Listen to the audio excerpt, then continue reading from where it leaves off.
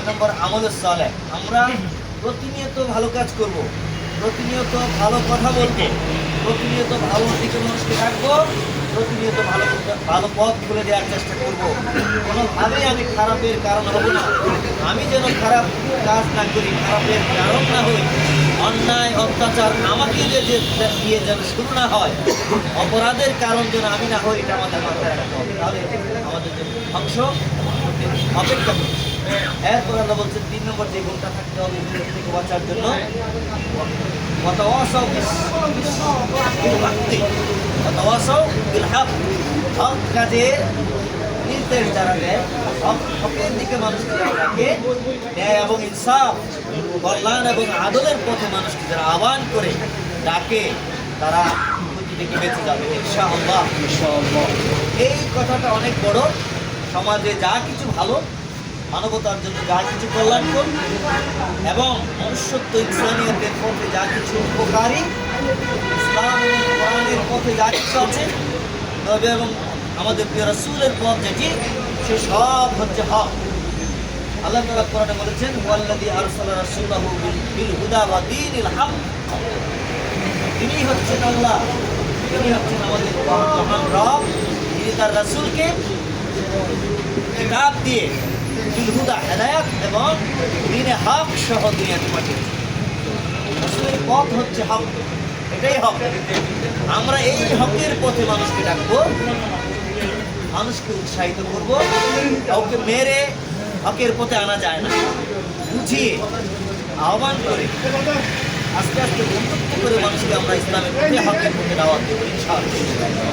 এই কাজটা যদি আমাদের সমাজে বেড়ে যায়, হকের পথে মানুষকে ডাকার কাজ, আহ্বান করার কাজ যদি বেড়ে যায়, তাহলে এই সমাজ দেখতে দেখতেই দেখবেন এই সমাজটা সুন্দর হয়েছে।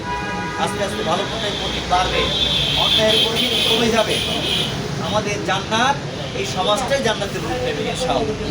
আমরা তো এমন একটা সমাজ দেখতে চাই যেখানে মানুষ কোরআন মানবে, হাদিস মানবে, ইসলাম মানবে, আল্লাহকে মানবে, রাসূলকে মানবে, প্রতিনিয়ত ভালো কথা শোনা যাবে, রাস্তায় গানের বদলায় আওয়াজ কোরআনের আসবে এবং যে কোনো জায়গায় কোরআনের কথা শুনতে পাবো, এরকম একটা পরিবেশকে আমরা চাই না?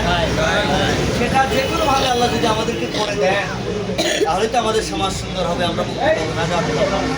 এখানে অশ্লীলতা ছড়িয়ে পড়েছে, বেহায়াপনা ছড়িয়ে পড়েছে, জুলুম অত্যাচার ছড়িয়ে পড়েছে, নির্লজ্জতা ছড়িয়ে পড়েছে, চুরি ডাকাতি রাহাজানি ছড়িয়ে পড়েছে।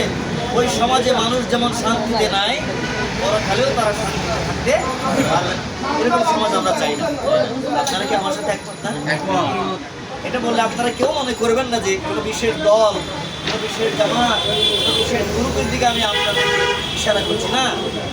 আল্লাহ যে কোনো পথে কোরআন এবং সুন্নাহ, হক যদি আমাদের সামনে এনে দেন, তাহলে আমরা নাজাত পাবো, আমরা মুক্তি পাবো। বলে ঠিক না? ওয়াতাওয়াসাউ বিস-সাবর, 4 নম্বর যেটা, সেটা হচ্ছে সবরের কথা। সবর একটা বিশাল ব্যাপার। সবর ছাড়া হকের পথে টিকে থাকা যায় না।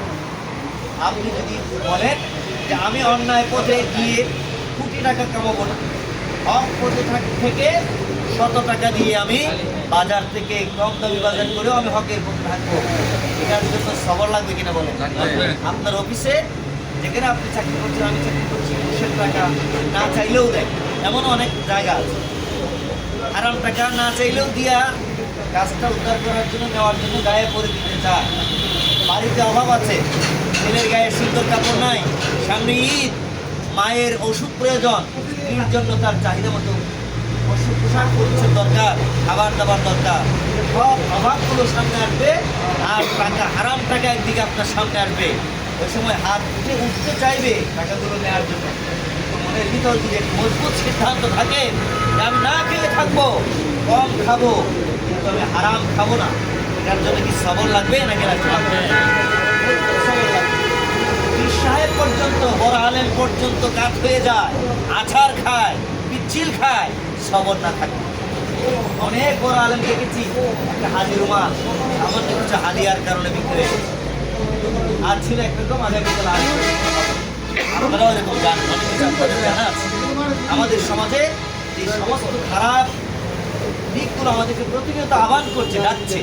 ওখান থেকে বাঁচার জন্য মজবুত কদম লাগবে, সুদৃঢ় সিদ্ধান্ত লাগবে, এর জন্য প্রয়োজন সবর।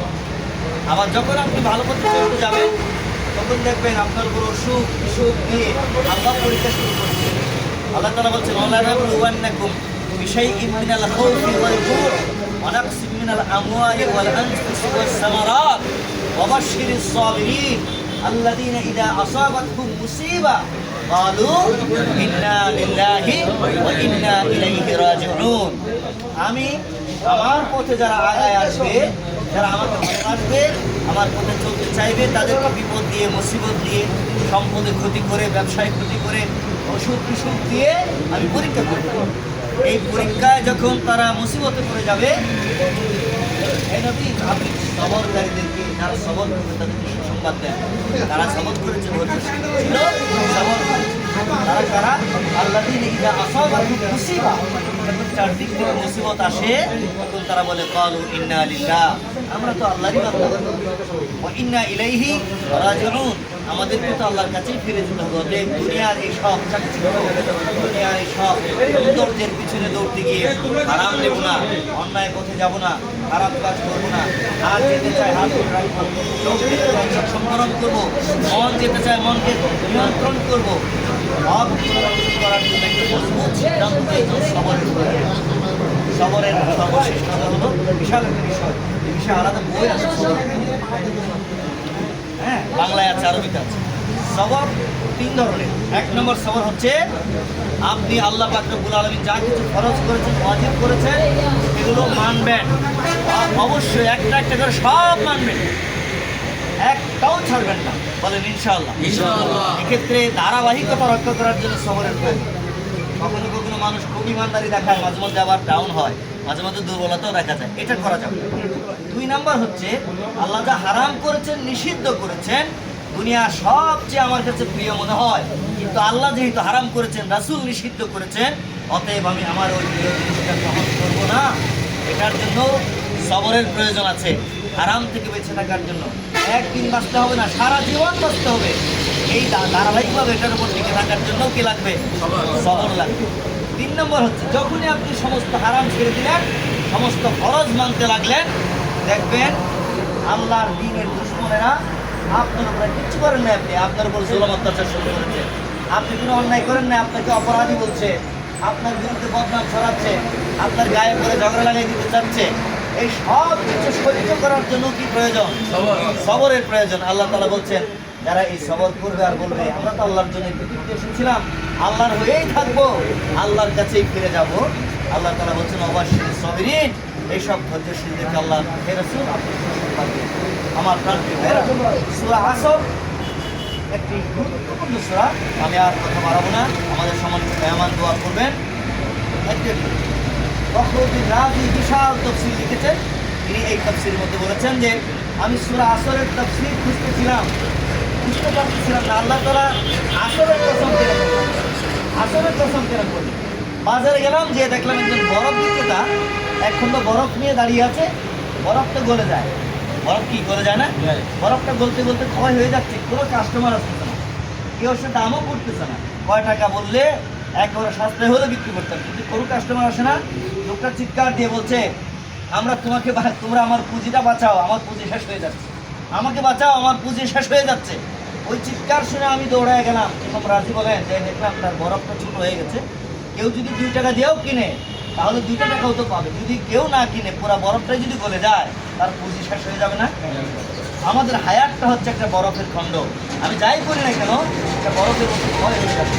আসুন আমরা আমাদের হায়াতকে কাজে লাগাই, আল্লাহর হই, আল্লাহর পথে থাকি, আল্লাহর কাছে ফিরে যাওয়ার জন্য প্রস্তুতি গ্রহণ করি। আল্লাহ আমাদের কবুল করুন। আসসালামু আলাইকুম।